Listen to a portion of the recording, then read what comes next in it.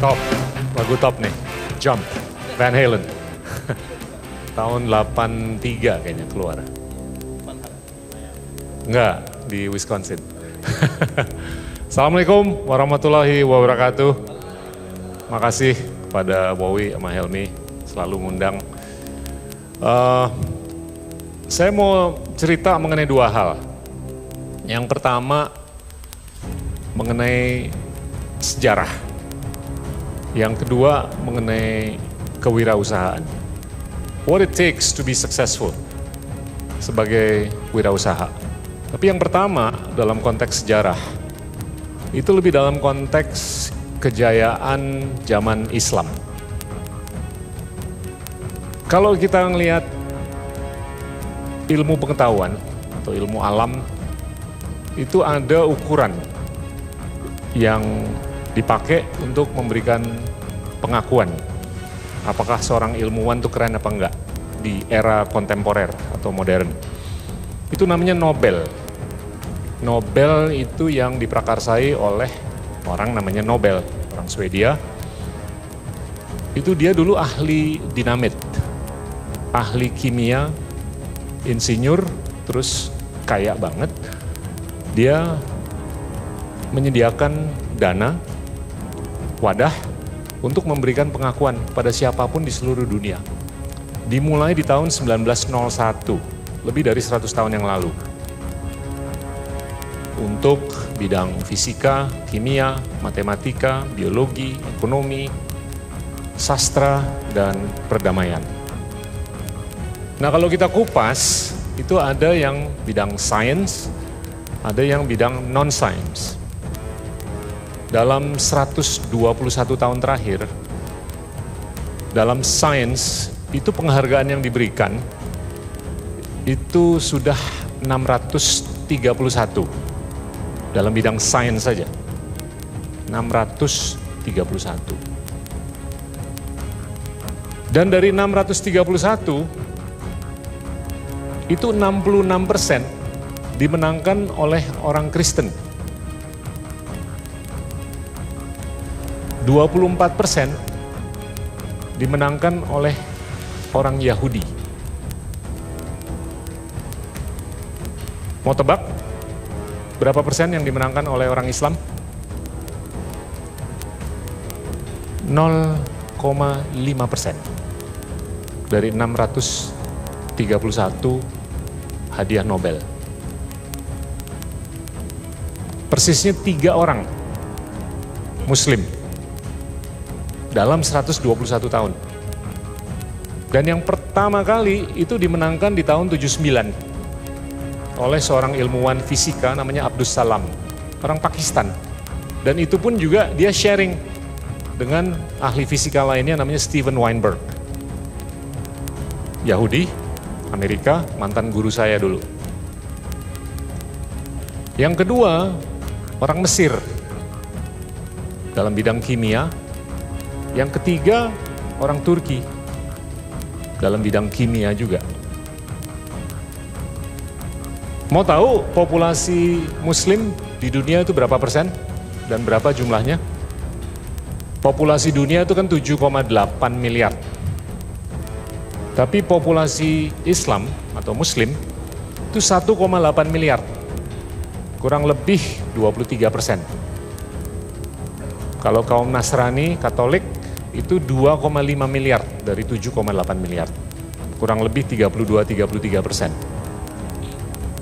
Pertanyaan saya, kok orang Islam yang merupakan 23% dari populasi dunia hanya bisa memenangkan 0,5% dari hadiah Nobel dalam bidang sains? Nah, kalau kita berpikir mengenai ilmuwan dalam era kontemporer, nama-nama yang muncul tuh siapa aja? Isaac Newton, iya kan? Di abad ke-17. Albert Einstein, Da Vinci, di abad ke-16. Siapa lagi? Aristoteles, lebih dari 2000 tahun yang lalu. Charles Darwin, Nikola Tesla, Marie Curie. Marie Curie itu cewek. Yahudi dari Polandia, terus ngungsi ke Prancis, menang 2 Nobel. Cewek. Ya. Nah, ini nama-nama Eropa. Iya kan? Nggak ada nama Timur Tengah, nama Afrika, nama Asia. Banten. Oh, Bambang belum. Mukidi, Bambang, Budi belum. Coming soon. Nah, yang menjadi catatan penting dalam sejarah, atau mungkin sengaja nggak muncul ke permukaan, ini adalah Islam itu mengalami kejayaan. Yang pertama itu adalah zaman Umayyad, yang dimulai itu di tahun 650-an. 661 persisnya. Jadinya 29 tahun setelah Nabi Muhammad meninggal. Itu berbasiskan di Damaskus. Sekarang ada di Syria kan. Itu diprakarsai oleh orang namanya Muawiyah, yang menjadi awalnya gubernur, tapi menjadi sangat berkuasa. Bahkan ada teori bahwasanya kekuasaan di Muawiyah di zaman Khalif, apakah itu Umar ataupun Uthman, Khalif pertama adalah Abu Bakar, itu sangat berkuasa dan dianggap lebih berkuasa daripada kekuatan spiritual yang dipegang oleh Umar dan Uthman sebelum Ali mengambil alih. Tapi kejayaan atau zaman Umayyad itu hanya berkuasa kurang lebih 90 tahun dan diambil alih oleh teman-teman dari Persia yang menamakan dirinya Abbasid, atau di sini namanya Abbasiyah.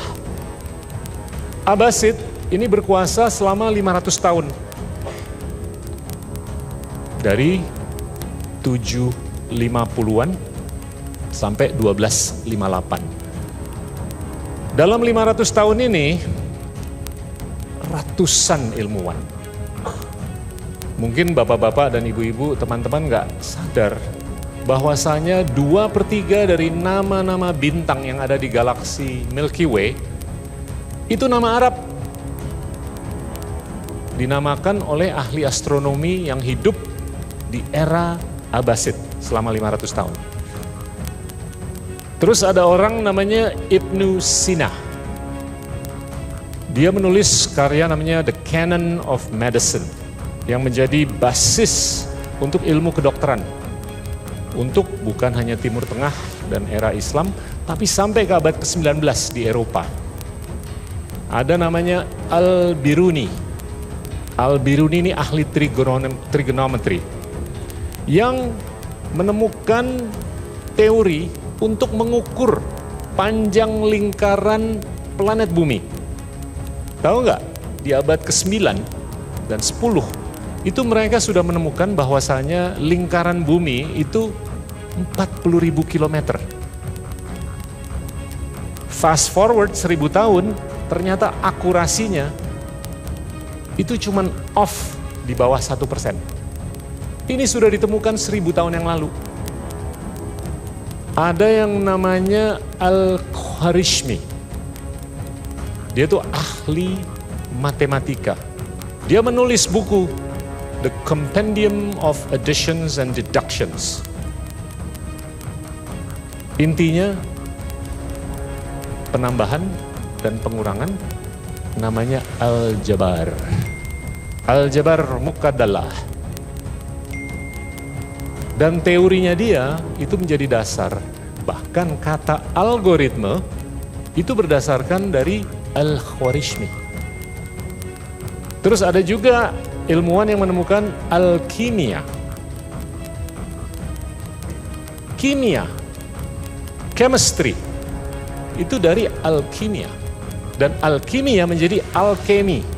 Nah, ini disalah tafsirkan oleh Eropa 400 tahun berikutnya. Ternyata dasar dari alkimia itu bercabang dua, alkemi dan kimia. Terus ada juga Al-Tusi, ilmuwan bernama Al-Tusi yang menemukan teori mengenai kemungkinan bahwasanya planet bumi atau matahari adalah sentra dari solar system. Tahu siapa yang mendeklarasikan bahwasanya matahari itu adalah sentra dari solar system pertama kali?